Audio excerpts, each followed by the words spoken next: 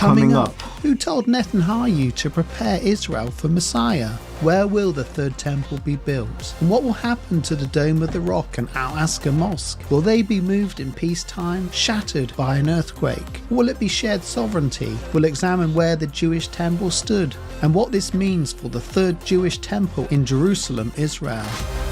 The world is going absolutely crazy, and we're here to see the latest news in regards to Christianity and all this stuff. An international rock star of a rabbi with influence leading to the White House.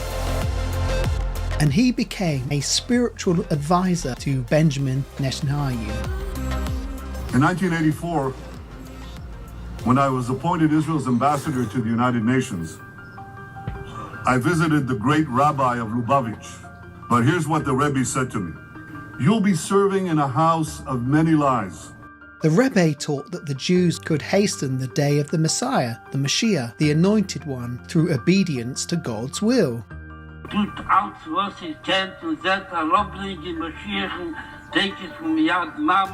And the Rebbe scorned the Jews for failing to prepare for the Mashiach, the Messiah, declaring the Jews resisted God's will. It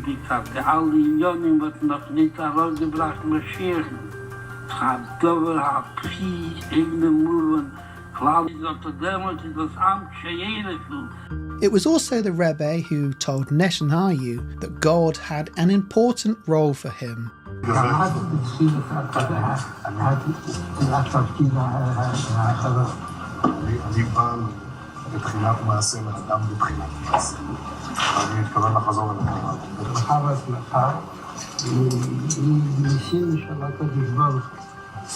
A politically shrewd move, and yet Netanyahu was inspired by the Rebbe.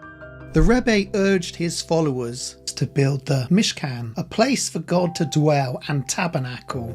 And he spoke of the first and second Bet Hamidash, the temple in Jerusalem, and the need for the third temple, and the immediacy of the call.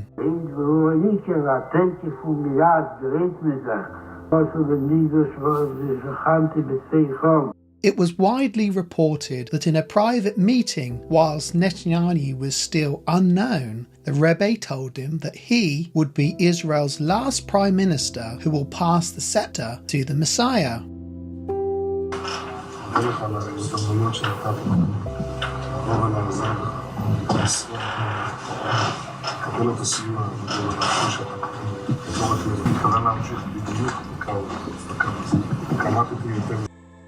And when the Rebbe met Netanyahu, he reminded him of his duty to do something to hasten the coming of Messiah. I don't know if you guys heard, but especially with some proof that's been coming out that the Statue of Liberty is actually Lucifer or Satan himself standing there. I don't know if, let me know in the comment section down below if you guys have heard or come across that at all.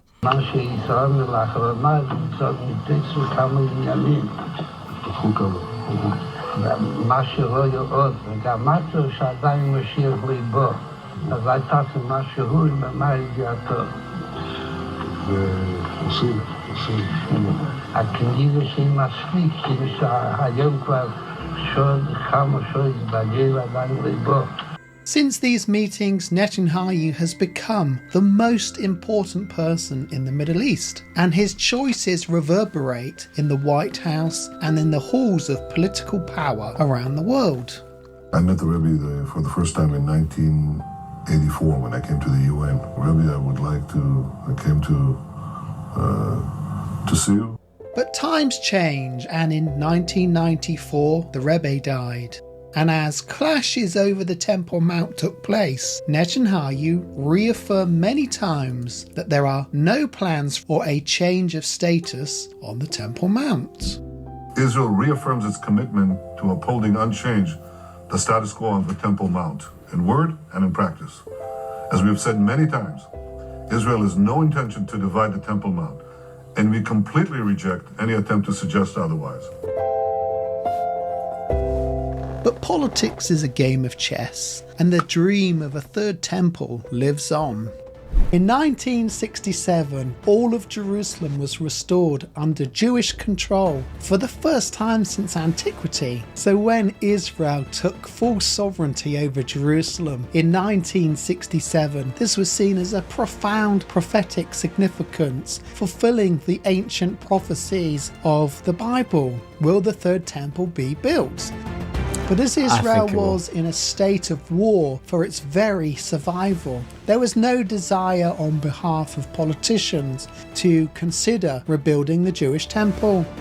Immediately, sovereignty of the Temple Mount was handed to Jordan and to Jerusalem's Islamic Council. And some say that was a brilliant thing to do to bring peace. Others say that was a catastrophe because we've lost control of the most important place in the whole of Israel and Judaism. Some thought this was a genius move by Israel to end the war. Others say it was the greatest miscalculation in modern times because the Temple Mount is not under Israel's control. In Israel's parliament, the status quo has been to leave the question of sovereignty off the table. But attitudes are changing, and now in the Knesset, for the first time, politicians are openly talking about building the Jewish temple. Crazy. As long as the Temple Mount is not in Jewish control, the third temple cannot be built. This has remained a pause on the prophetic clock. While the official policy of Israel is to leave the issue alone, the importance of the temple was reiterated when Israel's Prime Minister celebrated the opening of the American embassy in Jerusalem. King David established our capital 3,000 years ago. In Jerusalem, King Solomon built our temple, which stood for many centuries. In Jerusalem, Jewish exiles from Babylon rebuilt the temple, which stood for many more centuries. In Jerusalem, the Maccabees rededicated that temple and restored Jewish sovereignty in this land. And it was here in Jerusalem, some 2,000 years later, that the soldiers of Israel spoke three immortal words: Ha Abayit Biadenu, the Temple Mount is in our hands. Words that lifted the spirit of the entire nation. We are in Jerusalem and we are here to stay.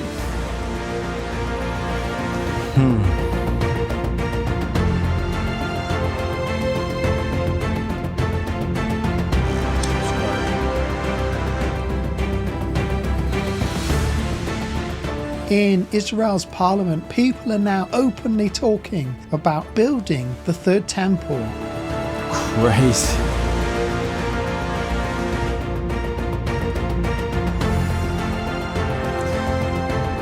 And the story about the red heifer as well. So is the prophecies are just in times lining of war, up. the mind is focused on issues that are essential to life's greater purposes. Since 1948, Israel has fought 8 major wars for survival and 10 other conflicts. Each time, those fighting against Israel embrace the goal of destroying the state of Israel and driving the Jews into the sea. The most recent war has sharpened hearts and minds again.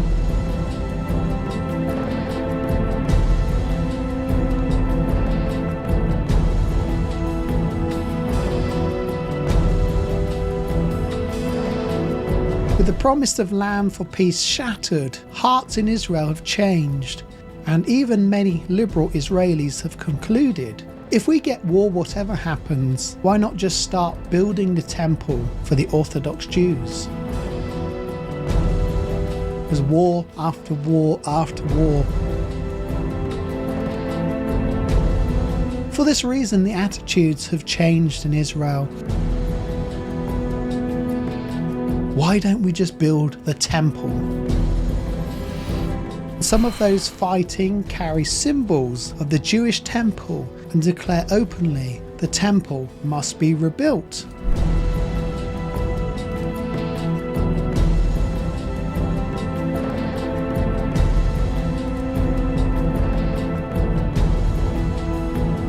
There is overwhelming evidence that the Jewish temple stood on the Temple Mount 2,000 years ago.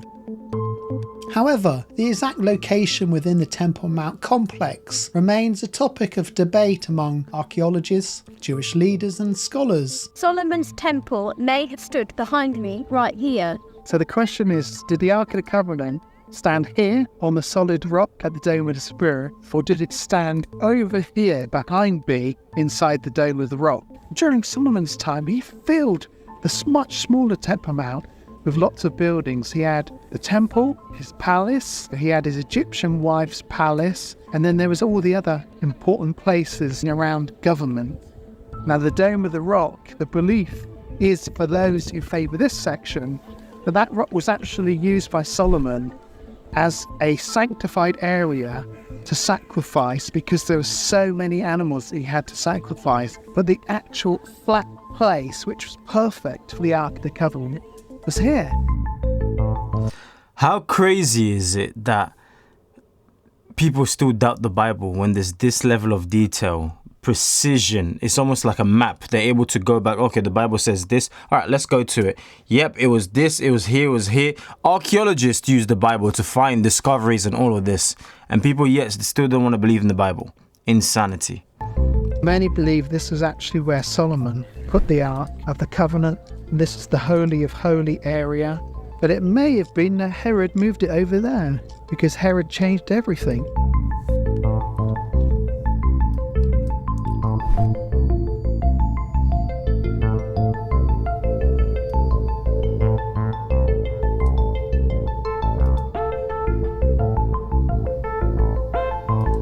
These different viewpoints highlight the complexity of archaeological inquiry in Jerusalem. Some theories propose the temple stood directly where the Dome of the Rock presently stands. Others suggest it was situated over the extensive underground cistern near the Al-Aqsa Mosque. Due to this confusion, some Jews say it's possible for the Jewish temple to stand between the Dome of the Rock and Al-Aqsa Mosque using a shared sovereignty arrangement. However, others say this would be impossible.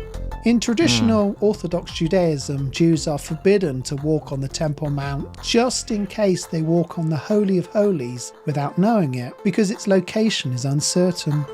But other Jews declare that they know where the temple stood, and therefore it is safe to ascend the Temple Mount. In recent years, more than 50,000 Jews each year have visited the Temple Mount. However, there are strict rules governing their behaviour. They must stick to a clearly defined route, they must walk with security, and they cannot pray on the Temple Mount. Even if a child breaks this rule, will be arrested.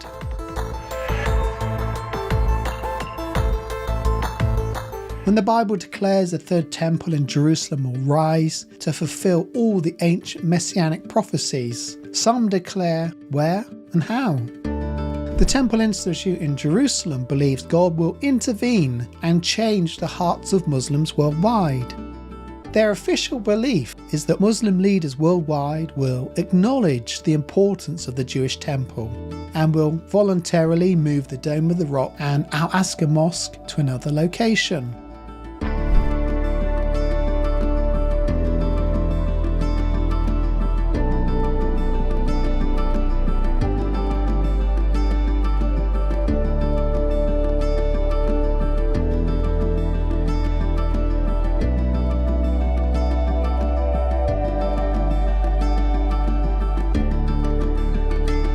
Others believe only a divine intervention will change the status quo.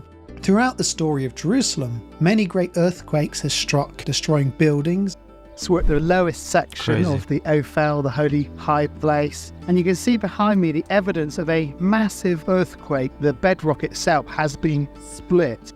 1,000 years ago, there was an earthquake and the whole Dome of the Rock collapsed. And in my book, The End Times, the book of Revelation, I describe a similar thing happening during the end time, because for the third temple to be built, everything that stands there has to go unless they're going to sit side by side.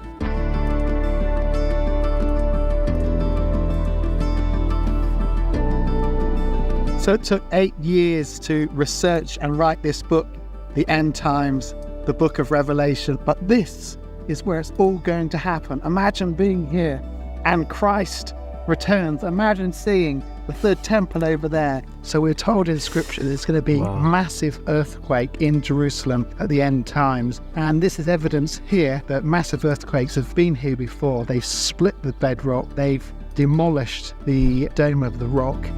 It makes way for the third Jewish temple to be built. The earthquake comes, shatters the Dome of the Rock, and the Jews say, well, this is a sign from God. We're going to build the third temple. And the Temple Institute, they have everything ready. So only God can intervene to change the situation. The bedrock of Jerusalem will be split. And just over this way, we're told by the prophet that there's going to be such a gigantic earthquake and will split in two. And those who are fleeing from Antichrist will be able to run through. Goodness me. Make sure to subscribe to Walk the Bible. What a channel. Thank you for suggesting this to my subscribers, because I'm just first time discovering it, making a very large value, and the Bible is truly awesome. Of where the third temple will stand on the Temple Mount is really crucial. Wow.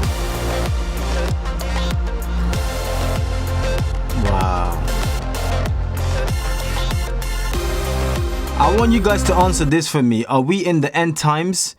Is it like, we are literally there and Christ is returning soon and we're all going to meet in Mount Zion and rejoice because there will be no more pain, no more suffering.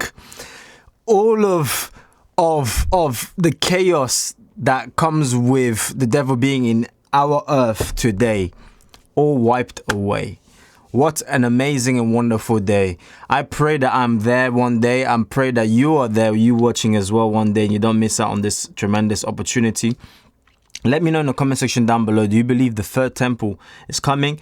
Do you know anything about the red heifers? The sacrifice that's preparing to take place because they're looking for a spotless red heifer that has no blemish, no errors, no nothing, no grey hair, no nothing. Completely red head to toe, no spots, no nothing. If you know anything about that, let me know in the comment section down below. I want to hear from you. May God bless you once more. Smash the like button and I'll see you in the next